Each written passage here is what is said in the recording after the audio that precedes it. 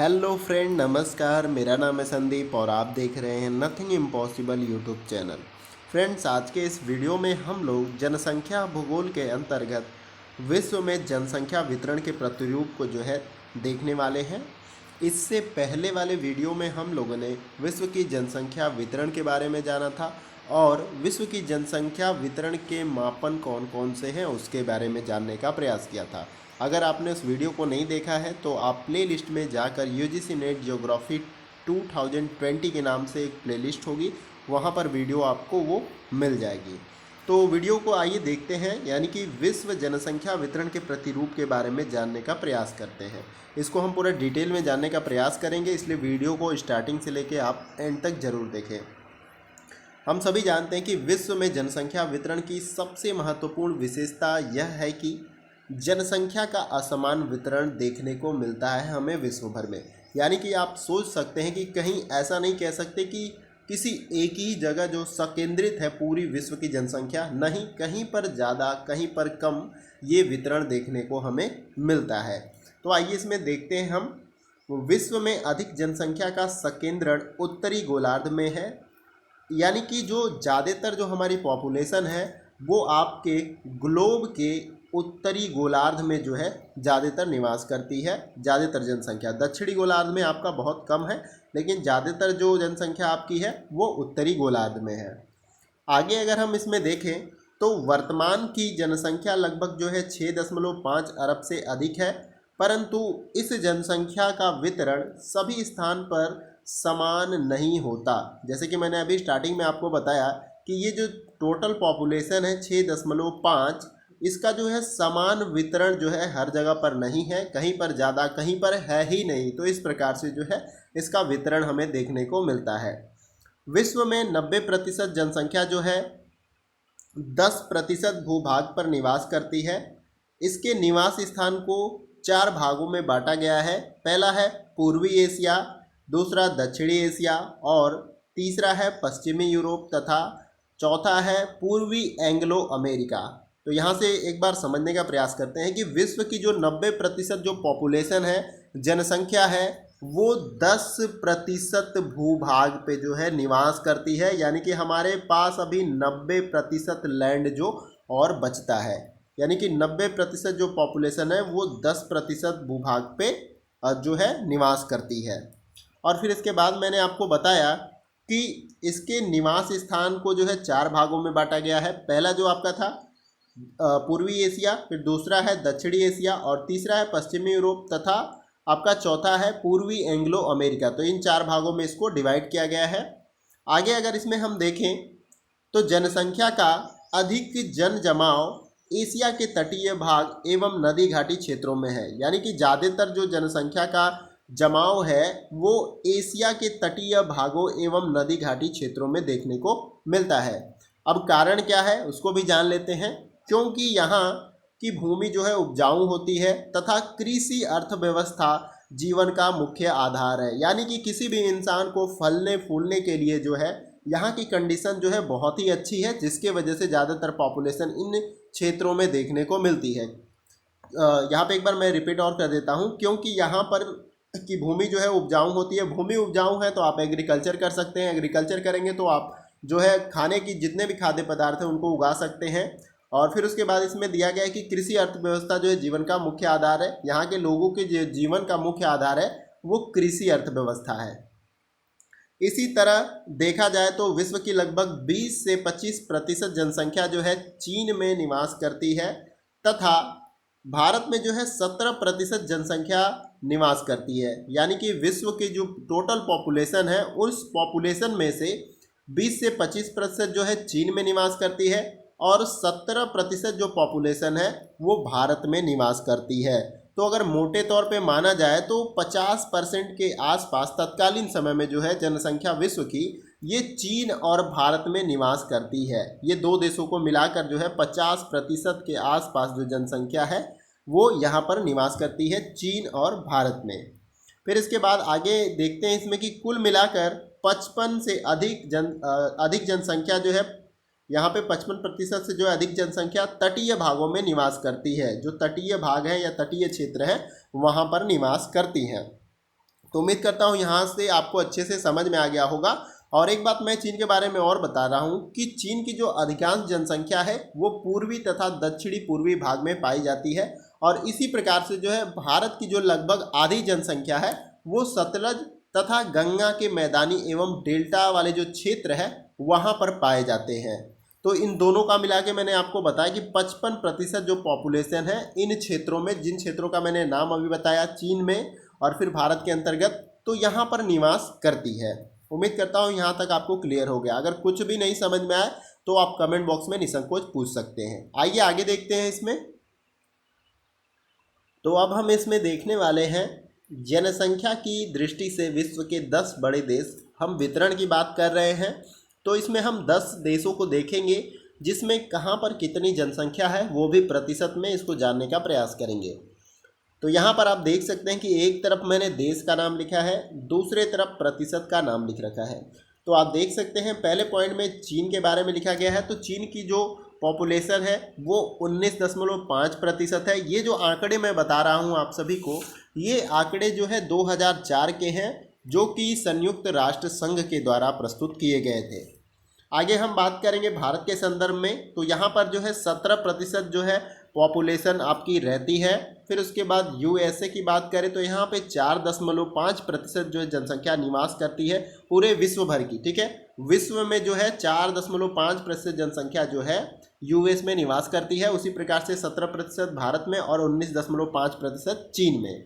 आगे अगर हम देखें तो इंडोनेशिया में जो है आपका 3.5% जो जनसंख्या है। फिर उसी प्रकार से ब्राज़ील में 2.5% जनसंख्या है, और पाकिस्तान में जो है आपका 2.5% जनसंख्या है। आगे अगर इसमें हम देखें तो बांग्लादेश में आपका 2.2% जनसंख्या है। फिर नाइजीरिया में 2.15% जनसंख्या निवास करती है, और रूस में जो है 2% जनसंख्या निवास करती है, और जापान में जो है 1.85% जनसंख्या निवास करती है। तो ये 10 महत्वपूर्ण ऐसे देश हैं जहां पर विश्व की जो ज़्यादातर पॉपुलेशन निवास करती है। तो उम्मीद करता हूं ये आपको अच्छे से समझ में आ गया होगा। यह एक प्रकार का आंकड़ा है, तो इसको आपको याद रखना पड़ेगा। इसमें कुछ ज़्यादा हम एक्सप्लेन क्या कर सकते हैं, मतलब ये आंकड़े हैं जो आपको याद रखना चाहिए, फिर इसके अनुसार जो है आप किसी चीज़ों को जो है एक्सप्लेन कर सकते हैं, उसके बारे में बता सकते हैं। आइए इसमें आगे देखते हैं। तो इसमें आप देख सकते हैं कि मैंने पॉइंट टू पॉइंट चीज़ों को लिख के बताने का प्रयास किया है आप सभी को। तो पॉइंट टू पॉइंट यानी कि इस प्रकार से प्रश्न बन सकते हैं, उसी प्रकार से मैंने पॉइंट टू पॉइंट सभी चीज़ों को लिखने का प्रयास किया है। तो इसमें देखते हैं हम। आप देख सकते हैं इसमें कि विश्व की 80% जनसंख्या जो है समुद्र से 500 मीटर ऊंचाई से जो है निम्न भागों में निवास करती है। यानी कि 80% जो जनसंख्या है हमारे विश्व की वो 500 मीटर की ऊंचाई के भागों पर जो है निवास करती है। फिर उसके बाद अगले बिंदु में आप देख सकते हैं कि इंडोनेशिया की 70% से अधिक जनसंख्या जो है केवल जावा द्वीप पर निवास करती है। यानी कि इंडोनेशिया जो हमारा देश है, यहाँ की 70% जो पॉपुलेशन है वो जावा द्वीप पे क्या करती है, निवास करती है। आगे हम देखेंगे अगले बिंदु को, तो यहाँ पर मैंने लिख रखा है कि अधिक जनसंख्या की दृष्टि से तीसरा सबसे बड़ा क्षेत्र यूरोप है। तो यूरोप की बात कर रहे हैं तो इसके संदर्भ में कुछ जान लेते हैं। तो जैसा कि मैं बताना चाहूँगा आप सभी को कि यूरोप में जनसंख्या जमघट का मुख्य कारण, यानी कि ज़्यादातर जनसंख्या निवास करने का जो मुख्य कारण यह है क्योंकि वहाँ पे औद्योगिक तकनीक का जो है विकास हुआ। ठीक है, वहाँ के लोग जो है कृषि के ऊपर निर्भर नहीं थे, औद्योगिक तकनीक का विकास हुआ जिससे वहाँ के लोगों के जीवन में यानी रहन सहन में सुधार आया। उसके कारण से जो है वहाँ की जो पॉपुलेशन है वो ग्रोथ की। और इसके बाद हम इसी के संदर्भ में और एक बात करना चाहेंगे कि इनमें 60 डिग्री अक्षांश से ऊपर के जो क्षेत्र हैं, 60 डिग्री अक्षांश से जो आपके ऊपर वाले क्षेत्र हैं, जिसमें अंटार्कटिका, उष्णकटिबंधीय मरुस्थलीय क्षेत्र होते हैं, उच्च पर्वतीय क्षेत्र और भूमध्य रेखीय क्षेत्र जो कि वर्षा वन के क्षेत्र से जाने जाते हैं, यहाँ पर जो है आपको न्यूनतम जनसंख्या देखने को मिलती है। न्यूनतम का मतलब विरल, बहुत कम। अब कारण यह है कि यहाँ की जो क्लाइमेट्स है बहुत ही टफ है, उस कंडीशन में सब नहीं रह सकते हैं, तो लोग हमेशा वैसी स्थिति और जलवायु को जो प्रिफर करते हैं जहाँ पे वो आसानी के साथ रह सकते हैं। तो ये ऐसे क्षेत्र हैं जहाँ जो है मनुष्यों के विपरीत क्लाइमेट जो है रहता है और यहाँ पे सर्वाइव करना आसान नहीं होता। तो ऐसे क्षेत्रों में जो है जनसंख्या बहुत विरल पाई जाती है। उम्मीद करता हूँ आपको समझ में आ गया होगा। आइए अगले बिंदु को देखते हैं।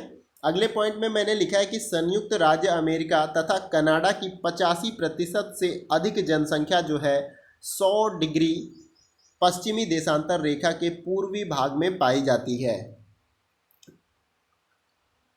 तो इसमें मैंने बता रहा था आपको कि संयुक्त राज्य जो अमेरिका और कनाडा की जो पॉपुलेशन की 85% जो पॉपुलेशन है आपकी, ये जो है इसकी जनसंख्या जो है आपकी 100 डिग्री पश्चिमी देशांतर रेखा के पूर्वी भाग में जो है ये ज़्यादातर जनसंख्या आपकी पाई जाती है, ये 85% वाली पॉपुलेशन।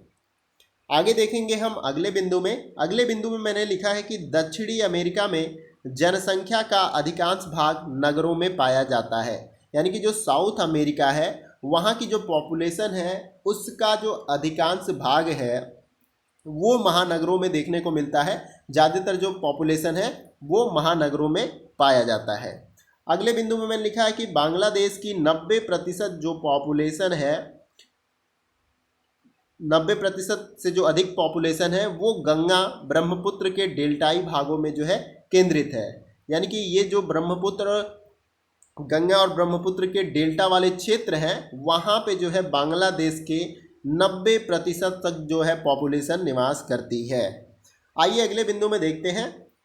अगला पॉइंट आप देख सकते हैं कि इसमें मैंने लिखा है कि जापान के अधिकांश जनसंख्या जो है 33 डिग्री से लेकर 37 डिग्री अक्षांश में पाई जाती है। यानी कि जापान की जो ज़्यादातर जनसंख्या है वो 33 डिग्री से लेके 37 डिग्री उत्तरी अक्षांश के बीच में या मध्य में पाई जाती है। अगला जो पॉइंट है हमारा इसमें, एशिया में जनसंख्या का संकेंद्रण 10 डिग्री से 40 डिग्री उत्तरी अक्षांश तथा यूरोप में 40 डिग्री से 60 डिग्री उत्तरी अक्षांश के मध्य मिलता है। तो यहाँ पे हम बात कर रहे हैं कि एशिया में जनसंख्या का संकेंद्रण, यानी कि एशिया जो आपका महाद्वीप है इसमें ज़्यादातर जो पॉपुलेशन है वो 10 डिग्री से 40 डिग्री उत्तरी अक्षांश तथा यूरोप में जो है 40 डिग्री से 60 डिग्री उत्तरी अक्षांश के मध्य जो है यहाँ की ज़्यादातर पॉपुलेशन जो है पाई जाती है या पॉपुलेशन निवास करती है। उम्मीद करता हूँ आपको ये समझ में आ गया होगा। आगे हम बात करेंगे कि जनसंख्या के आधार पर होने वाले परिवर्तन जन्म दर, मृत्यु दर एवं प्रवास से संबंधित होते हैं। यानी कि जनसंख्या के आधार पे होने वाले जो परिवर्तन है, यानी कि पॉपुलेशन कम हो जाना, कहीं पे जो है ज़्यादा लोग रहते हैं कहीं पे कम है, इसका कारण क्या है कि जन्म दर कहीं पे ज़्यादा हो सकती है, कहीं पे कम हो सकती है, कहीं से लोग एक स्थान से दूसरे जगह प्रवास करते हैं। उस कंडीशन में भी जो क्या होता है, पॉपुलेशन, एक जगह की जो पॉपुलेशन में जो है परिवर्तन देखने को मिल सकता है। तो उम्मीद करता हूँ यहाँ तक आपको अच्छे से समझ में आ गया होगा। आइए आगे देखते हैं इसमें। तो इसमें हम आगे देख सकते हैं कि ऐसा देखा जाए तो एशिया के बाद सबसे अधिक जनसंख्या घनत्व जो है यूरोप में पाया जाता है। यानी कि पहले नंबर पे सबसे ज़्यादा जनघनत्व कहाँ का है, एशिया महाद्वीप का। फिर उसके बाद जो है आपका दूसरा सबसे ज़्यादा जनघनत्व कहाँ है, यूरोप महाद्वीप का। ठीक है, अब कारण क्या है कि एशिया महाद्वीप में ज़्यादातर पॉपुलेशन है, फिर यूरोप में क्यों है? तो एशिया महाद्वीप में ज़्यादातर जो पॉपुलेशन ग्रोथ होने का कारण जो है कि कृषि का विकास हुआ। इन क्षेत्रों में क्या हुआ, कृषि का विकास हुआ, जिससे लोगों को खाद्यान्न सामग्री की उपलब्धता होने लगी, जिसके वजह से इस कारण से होने वाली मृत्यु कम हुई। फिर उसके बाद दूसरे कंडीशन में यानी कि यूरोप में पॉपुलेशन ग्रोथ होने का क्या कारण है, क्योंकि यहाँ पे औद्योगिक विकास हुआ। औद्योगिक विकास होने के कारण जो है यहाँ के लोगों के जीवन में सुधार हुआ, जिसके वजह से मृत्यु दर कम हो गई।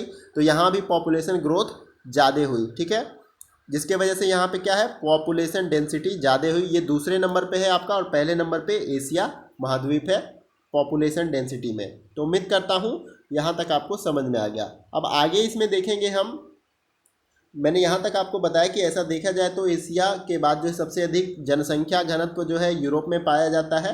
अक्षांश के आधार पे जनसंख्या वितरण देखा जाए तो 90% जनसंख्या जो है उत्तरी गोलार्ध में और 10% जनसंख्या जो है दक्षिणी गोलार्ध में पाई जाती है।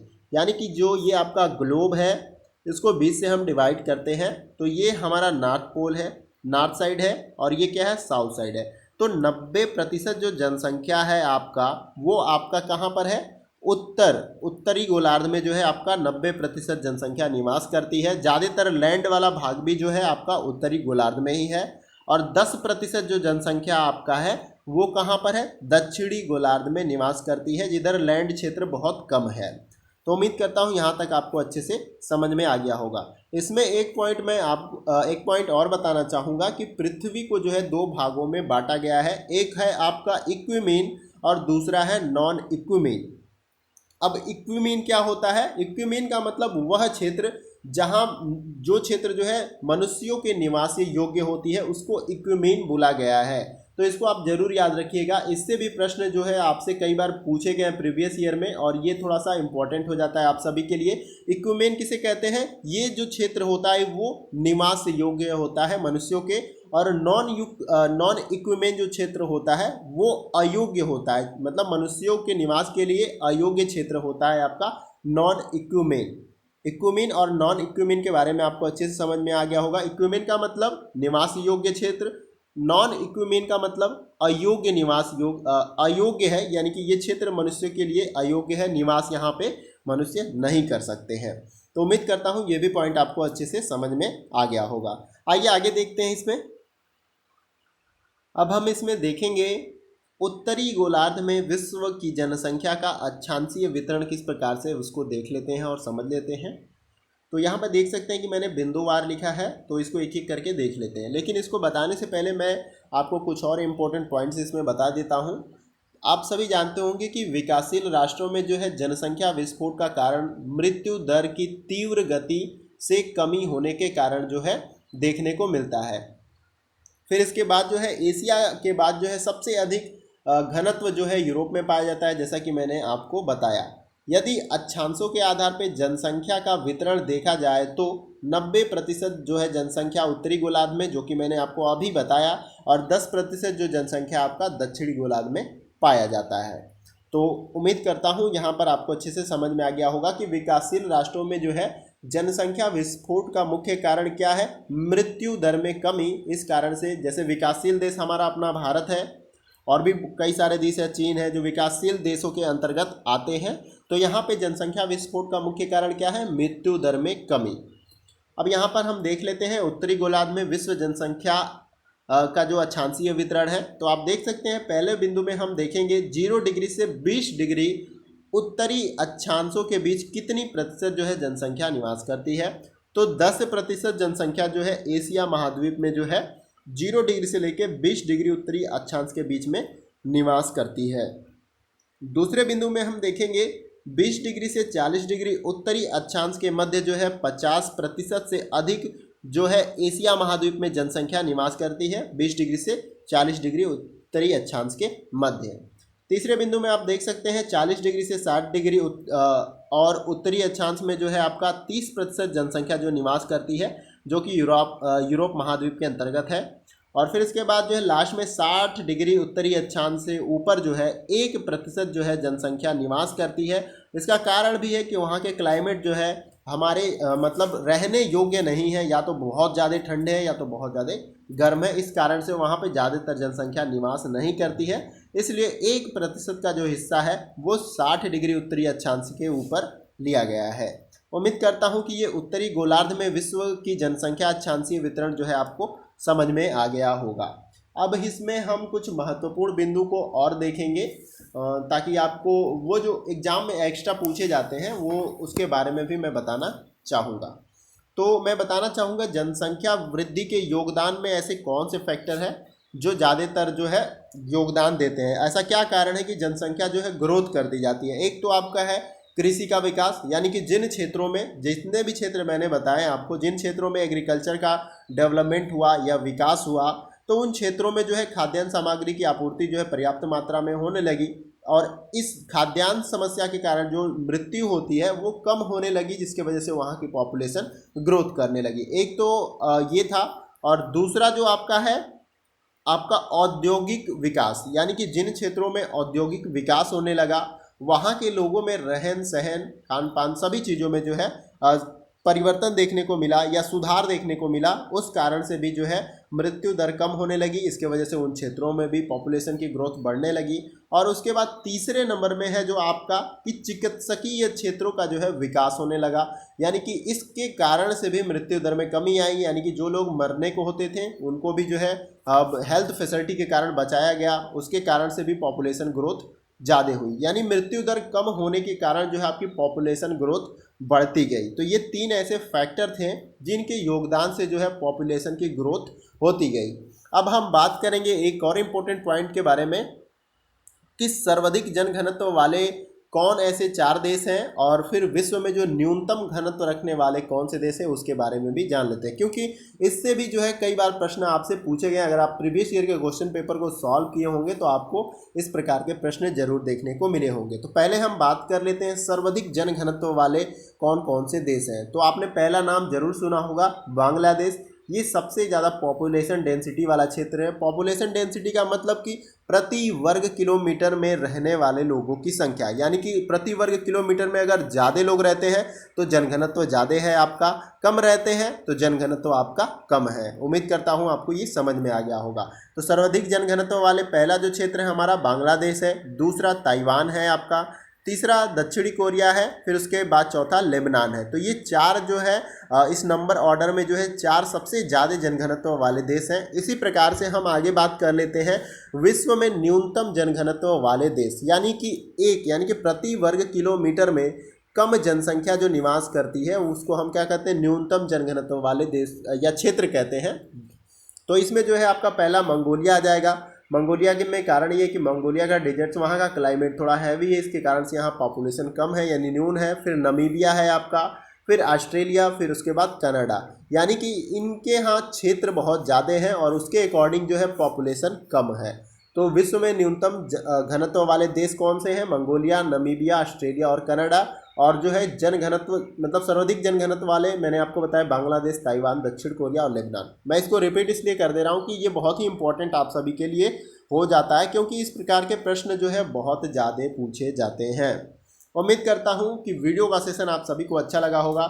जिस टॉपिक पे हमने चर्चा किया यानी कि जनसंख्या, आपका जनसंख्या वितरण के जो प्रतिरूप हैं, किस प्रकार से जो है जनसंख्या का वितरण हमारा है अलग अलग क्षेत्रों में या पूरे विश्व भर में, क्या कारण है कि वहाँ पे जनसंख्या ज़्यादा निवास करती है, तो ये सभी के ऊपर हमने चर्चा किया। कुछ अगर पॉइंट आपको लगता है कि छूट गया होगा तो आप कमेंट बॉक्स में निसंकोच आप उसके बारे में पूछ सकते हैं, मैं आपको जवाब देने का प्रयास करूँगा। या आपका कोई डाउट या क्वेरी रह जाता है इस टॉपिक से तो उसके बारे में भी आप पूछ सकते हैं, निसंकोच मैं उसका जवाब देने का प्रयास करूँगा। तो आप ज़रूर कमेंट करें और अपने फीडबैक भी ज़रूर दे करें कि क्लास का सेशन आपको कैसा लगा।